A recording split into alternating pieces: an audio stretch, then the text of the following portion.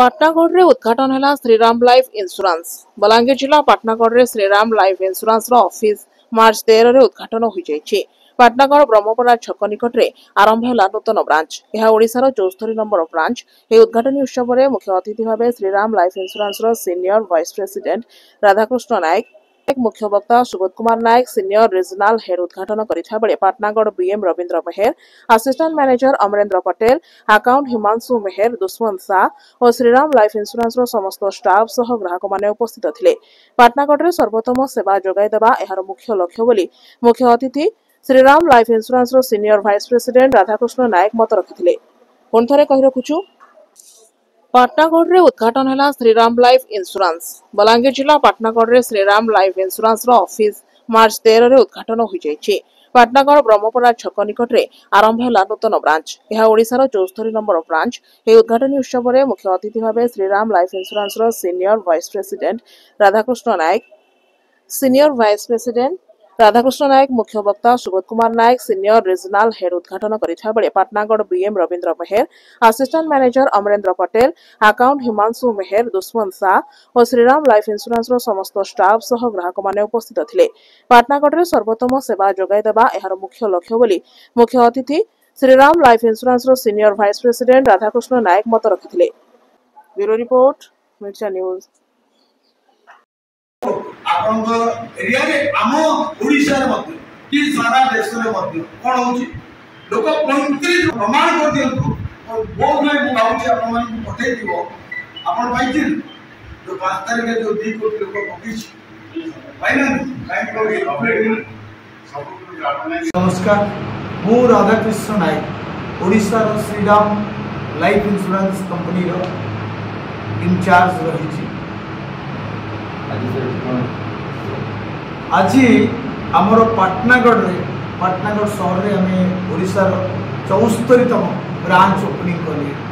जो जिनस हूँ जीवन बीमार महत्व हूँ अत्यंत गुरुत्वपूर्ण और से जीवन बीमार महत्व समस्ते बुझा अत्यंत आवश्यक।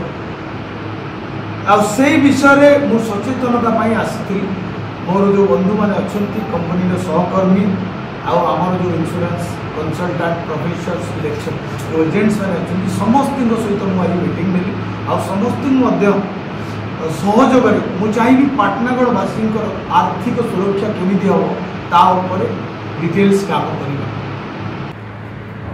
मो ना हूँ सुबोध कुमार नायक, मैं Shriram life insurance senior regional manager अच्छे। आज पाटनागढ़ ब्रांच इनागुरेशन है जेनटा कि आमर senior vice president business head of Odisha जे टोटाल ओडिशा इंचार्ज रही से राधाकृष्ण नायक सार आज ब्रांच पाटनागढ़ ब्रांच का इनागुरेशन कले। एक्चुअली पाटनागढ़ ब्रांच आमर उद्देश्य अच्छे इनागुरेशन उद्देश्य है खोलिबार महत्व है जे आमे यही जीवन बीमा को जेमिति पाटनागढ़ वासी घरे घरे पहुँचेबार आमर नैतिक कर्तव्य बोली भावुँ, जहाँकि समस्त को आमे आर्थिक सुरक्षा देकी गोटे खुशी आनिबार से उद्देश्य रे आज पाटनागढ़ ब्रांच खोलीचु। आ जोटा कि पाटनागढ़ ब्रांच गोटे एमितिया जगार अच्छी काली जो आमर एक्जिस्टिंग कस्टमर भी अच्छा जोटा कि सर्विस पाइबा बहुत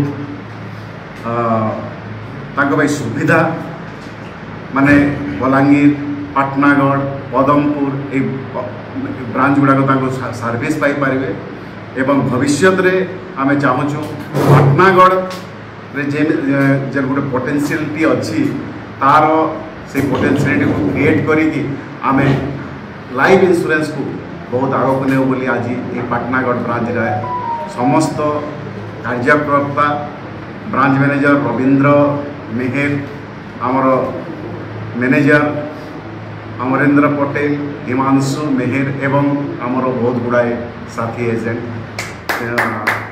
उपस्थित थे।